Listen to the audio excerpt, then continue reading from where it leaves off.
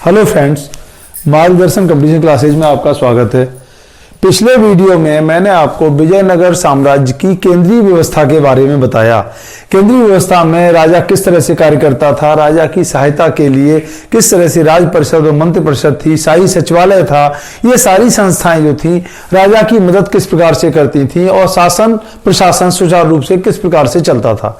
इसके बाद हम देखते हैं कि केंद्रीय शासन, राजा का जो राज्य था या कह सकते हैं साम्राज्य था, वो विभिन्न प्रांतों में विभाजित था और ये जो विभाजन था साम्राज्य का, वो सामरिक दृष्टिकोण को ध्यान में रखकर किया गया था कि जो साम्राज्य के अंतर्गत जो प्रांत थे, हर प्रांत के लिए जो कम से कम मिनिमम रिक्वायरमेंट थी या मूलभूत आवश्यकता थी, वो ये थी एक सुदृढ़ दुर्ग, एक राजधानी दुर्ग, नगर दुर्ग होना आवश्यक था जो प्रांत की राजधानी हो सकता था।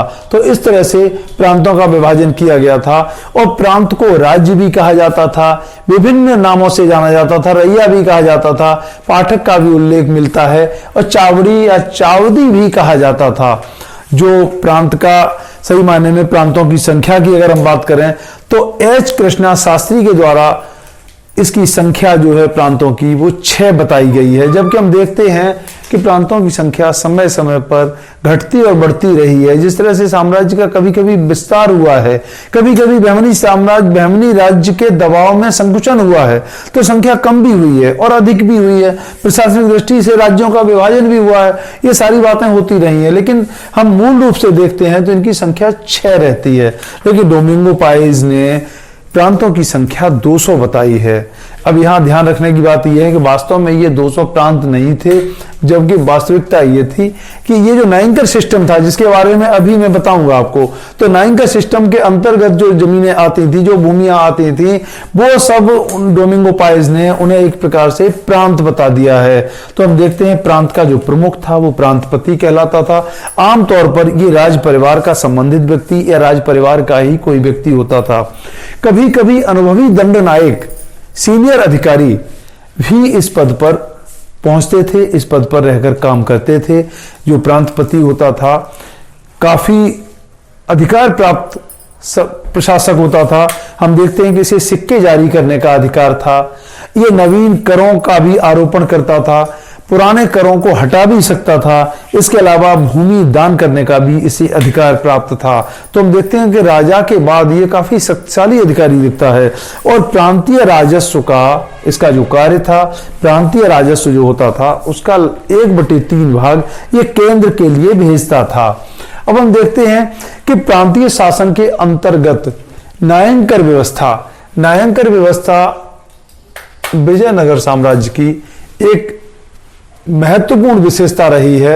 नायंकर व्यवस्था की अगर हम बात करते हैं तो हम देखते हैं कि इसके अंतर्गत नायक, वास्तव में ये अगर देखा जाए तो ये तेलुगु स्वायत्त शासी सरदार थे जिन्हें नायक कहा जाता था और इन्हें अपने वेतन के रूप में, इनकी सेना के संचालन के लिए, सेना के भरण पोषण के लिए जो वेतन प्रदान किया जाता था वो आमतौर पर भूमि के रूप में होता था।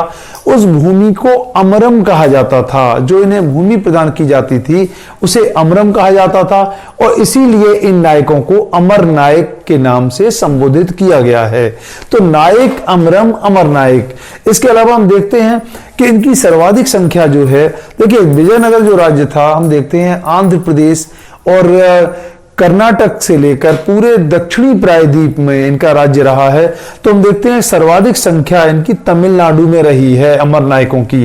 और तमिलनाडु में तो ये स्थिति थी कि कुल भूमि का 75% भाग जो था वो अमर नायकों के ही अधीन था, अमर नायकों के अंतर्गत था।